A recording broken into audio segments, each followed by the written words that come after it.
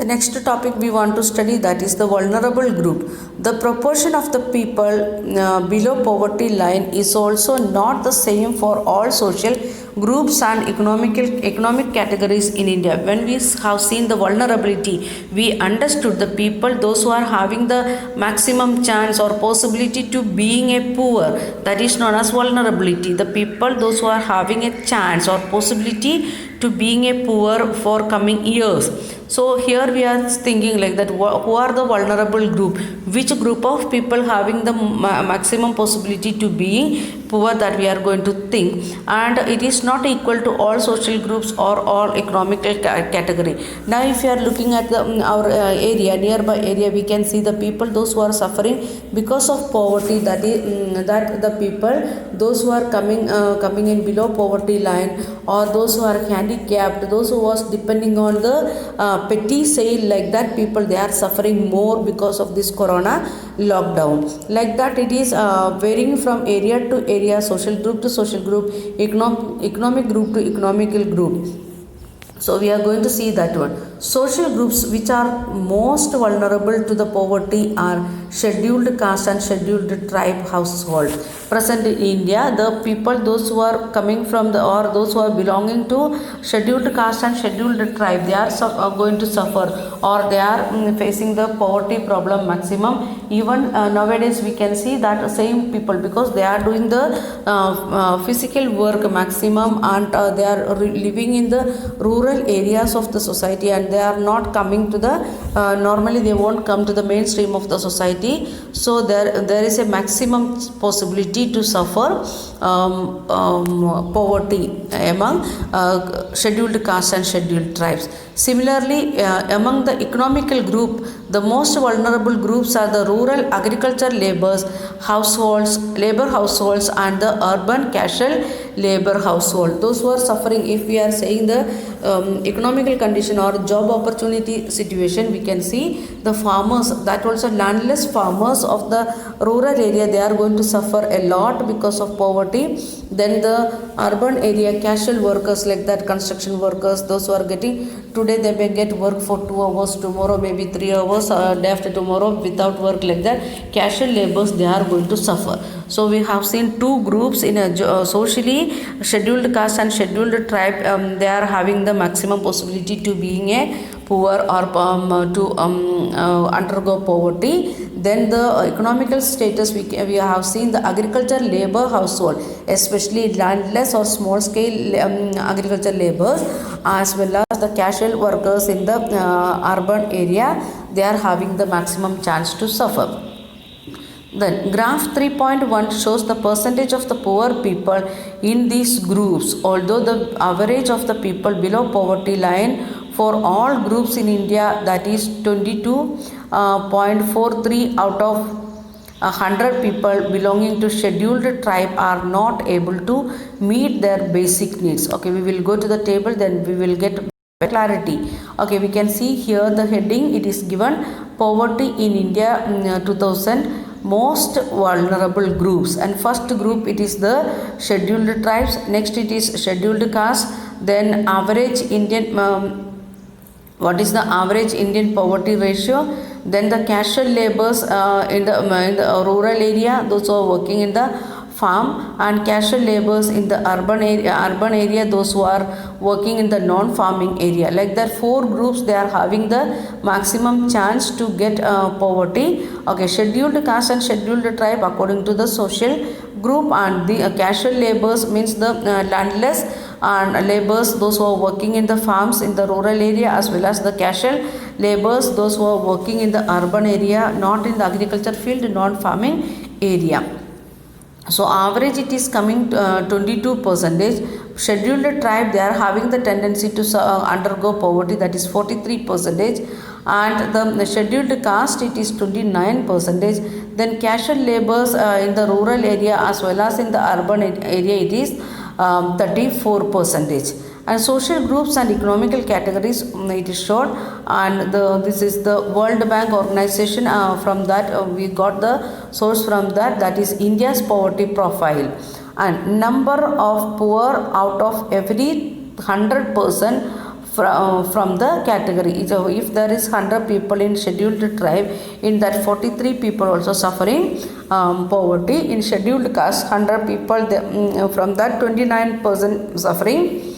Then the casual laborers in the rural area, 34% are suffering out of 100, and in the casual laborers in the urban area also 34% they are suffering poverty.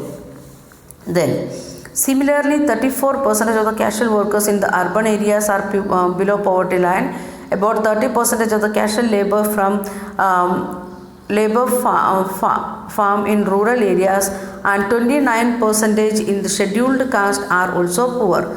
The double disadvantage of being a landless casual wage labor household in the socially disadvantaged social group of the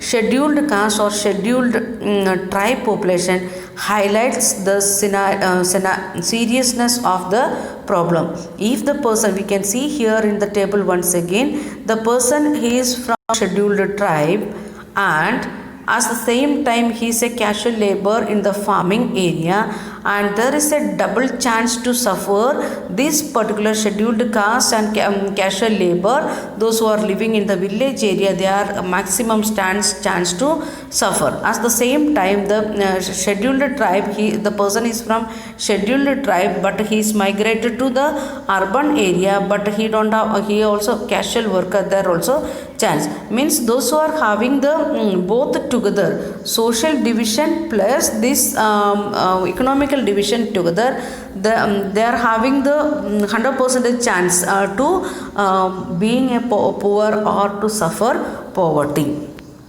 And here it is given one picture. I could not get enough money even in town. I will be difficult to send my children to school with such a irregular income. The person who is working in the city, he is working as a casual small seller or petty seller, and he is not able to get money even though he is was living in the city and working there. He is not getting the enough income, so he can't send his children for studies. That like that one picture story of Shivaram, what he said already in the two stories we have read, in that it is said, same recent studies have shown that the except for the scheduled tribe household, all other three groups, scheduled caste, rural agriculture laborers, and rural urban casual labor household, have been a decline in poverty in 1990s. We can see even this is the condition, then also a small difference in the poverty decline that we can see, that may be 1%, 2%, that much good. Apart from these social groups, there is also inequality in income within the family, and the poor family all suffer, but some suffer more than others. Means even though they are having the each and every family, they are suffering, there is poverty, but the income of the family, among family members, income it is varies. For example, gents and ladies are going to the same work in the farming land. Gents may get 100 rupees as their wage, and ladies may used to get 40 rupees or 60 rupees as their wage. So that income also varies in person to person, in the not only in the rural area, even urban area. So the social groups inequality is there in that. There is also inequality of income within the family. Those who are working, dependent members, let it be the small kids up to 15 years, or those who are completed 60 years and above, let it be. But the working force people, they are getting a different income. And the poor families all suffer, but some suffer more than the other. In some cases, women, elderly people, and female infants are denied equal access to resources available in the family. And even though the income it is different, at the same time we can see a different category of the people, those who are undergoing poverty in the family, inside the family, especially ladies of the family. then elder people of the family, then female infants of the family, they are denied equal access of the resources what is available in the family. Why? Because of this some traditional reasons are there, some what we can say religious reasons are there, caste reasons are there behind that. So we know the in India the equality, ladies and gents equality still it is gender equality still it is away from us, and we are not enjoying that much. And the elderly people, they are become dependent members. So many families we can see that they are not ready to look after their elderly members, or father and mother, or grandfather and grandmother. Then the female infants, especially in the some states, like we can see the difference. The if the female child getting birth, the even the mother is not ready to look after that child, even she is not ready to feed the child, like that much deny they are suffering. And in some area it is different, they are giving equal importance to boys and girls. But many states in India, we can see, if we are observing, we can see that the ladies, they are not getting, in a female child they are not getting equal access of to resources, or even the mothers they are denying. Many reasons are there for that. Okay, next comes the story of Shivaram. What he said this here it is given the picture. That story: Shivaram lives in a small village near Karur town in Tamil Nadu. Karur is famous for its handloom and powerloom fabrics. And which area it is? It is our own area. There are 100 families in the village. Shivaram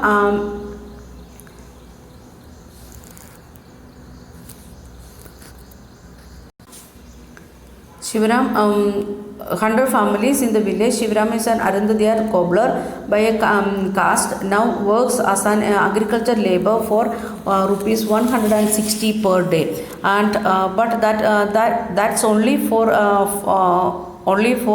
5 to 6 months in a year. At other times he does the odd jobs in the town. His wife Shashigala too works with him, but she can rarely find work these days. And even if she does, she has paid rupees 100 rupees per day for the same work that Shivaram does. There are 8 members in the family. Shivaram's 65-year-old widowed mother is ill and need to be helped with her daily chores. And he has a 25-year-old unmarried sister, 4 children aged between 1 to 16 years, and 3 of them are girls, and the youngest is son. None of the girls go to school. Buying books and other things for school going girls is a luxury he cannot afford. Also he has to get them married at some point of the time, so he doesn't want to spend on their education now. His mother has lost interest in life and is just waiting to die someday. His sister and elder daughter take care of the household. Shivaram planned to send his son to school when he comes of age. His unmarried sister does not get along with his wife. Shashigala finds her a burden, but Shivaram can't find a suitable groom due to lack of money. Although the family has difficulty in arranging 2 meals a day, Shivaram managed to buy milk once in a while, but only for his son. What we discussed, the vulnerability or the maximum chance of the people. According to that one story it is given, the person living in the Tamil Nadu in the village area that is near to Karur town, and the husband and wife, they are basically, they are according to the caste, their job it is cobbler job, but now they are doing agriculture work. and husband and wife is going to the work, and the husband is getting 160 rupees per day and wife is getting 100 rupees. That is the disparity already we discussed. The income, it is not equal. The next one, the what are the resources available in the home that is not equally shared in the family, that we can see again. His mother is suffering and she is widow, so he want to look after his mother, as well as he is not ready to send his girl children to school because he want to spend money for their marriage purpose, and he is ready to send his boy child to the school for schooling when he is reaching to that age, and even he is purchasing milk only for that boy child. So the income as well as resources are not equally distributed in the work in among workers or inside the family. Okay, we will continue next day.